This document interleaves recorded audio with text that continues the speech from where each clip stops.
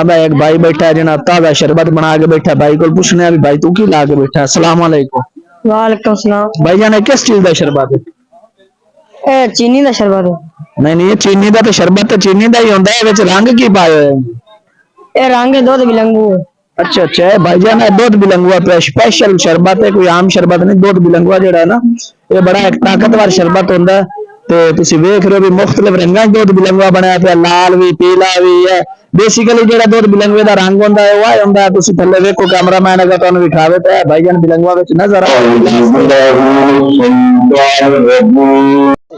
बिस्मिल्लाहिर्रहमानिर्रहीम। तुसी वेखदे पे हो पिंड दे YouTube चैनल ते असीं तुहानू डेली बेसिस ते व्लॉग बना के दिखा रहे हैं। तुसी वेखदे पे हो मजेदार व्लॉग साडे। जिस तरीके का साडा सलाम है सारे वेखदी अखां नू सुनदे आ, कन्नां नू महसूस करन वाले दिमागां नू। ते असीं आए हैं जनाब बाबा दाना इब्राहिम रहमतुल्लाह अलैह दे मज़ार है पूरे नवार ते। इत्थे बड़े दूर करीब कुर्बो जवार तो लोग आंदे ने ते इत्थे जनाब सलाम करदे ने, अपनी मनता मनदे ने, जुमा भी पढ़दे ने। कुछ भाई साडे कोल खड़े ना पे नाल पुछने आ सलाम करके भी भाई कित्थों आए ने, की सूरत हाल है। माशाल्लाह चारे भाई काटन दे सूट पाए हुए ने। ते जेहड़ी पिंडां दी पहचान है तुसीं वेख रहे हो कि जेहड़ा इहनूं घोड़ा बूट भी आदे ने और इहनूं चीता जोगर भी आदे ने। भी भाई पाई हुए ने, साडे पिंडां दे लोकां दी पहचान है। ते भाई होरां नूं आपां पुछ लैने आ भी भाई जान तुसीं कित्थों आए ने। अस्सलाम वालेकुम जी असि बिहारी से वेड़ी शहर तो आयो? माशाल्लाह, इन्ना भद करके आयो, की खास चीज है जेड़ी इत्थे तुस बात है किदे नाल? दाने इब्राहिम कदों तू आ रहे हो? ऐसे बाबा सालों से तकरीबन 3-4 साल से 3-4 साल तो आ रहे हो मुसलसल? मुसलसल हर जुम्मे आंदे या जुम्मे तो अगे पीछे? मैंने 2-3 जुमे छड़ के ही आ जाने, कभी जुमे तो जुमे डेली आ जाने। तकरीबन इथों कितना किलोमीटर बाद बन जाता ਤੁਹਾਡਾ? ये मान जाना मेरे ख्याल है 17-18 किलोमीटर। 17-18 किलोमीटर तो नहीं यार, इथों तो व्याड़ी कमो बेश बनदा कोई 28-29 किलोमीटर सफर बनदा। नहीं असि थोड़े जगह रह जाने। केड़ी जगह तू खास जेड़ी? कॉलोनी जो 27 बटे बैक साइड। अच्छा अच्छा 27 बट्टे कोल आ रहे हो। अच्छा भाईजान तुसी कित्थों आए हो? असि सारे इकट्ठे आए। अच्छा इक्के साइड दे ने। माशाल्लाह बड़े सोहने रंग दे तुसी इक्के दे कपड़े पाए ने, याराना है मोहब्बत है, ये बाबा जी दी मन्नत मन्नी हुई मन्नत है जी कि इक्को जे कपड़े पा के आउंदे? हां जी। चलो माशाल्लाह बड़े सोहने लग रहे हो तुसी।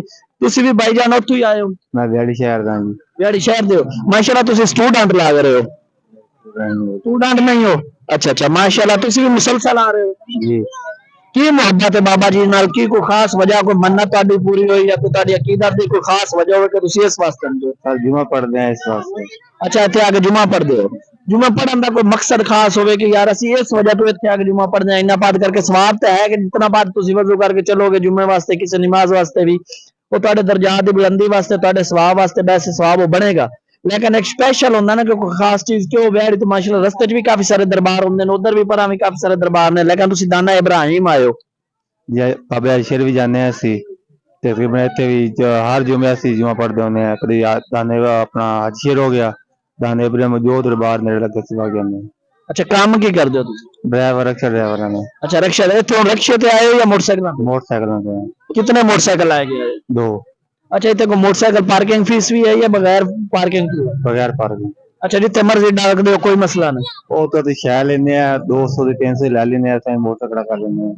सही सही, यानी कि जेडे कोल शह खाने नहीं है भी देखो पाकिस्तानी किवें फायदा चुकते ने भी, जिंदे कोल शह खादी 200 रुपया उन्होंने वटाया तो मैं क्या भी 150 दा बेड़ा ना, तू साडे मोटरसाइकिल का ख्याल भी रखे। ठीक है भाईजान, मेहरबानी तुहाडा शुक्रिया भाईजान। असीं दाना इब्राहिम दे मज़ारे पूरा नवार ते आए हैं, तुहानू बाहर भाइयों दे व्लॉग तो आगाह कराया, लोगों के हाल चाल पुछाए ने। इस तरीके आप दरबार के अंदर चलने आए ने, अंदर दी की सूरत हाल ते बाकी अंदर भी लोगों को कुछ दसने हैं कि मज़ार दे की निजामात ने, कौन इन्हां नूं चेक करदा।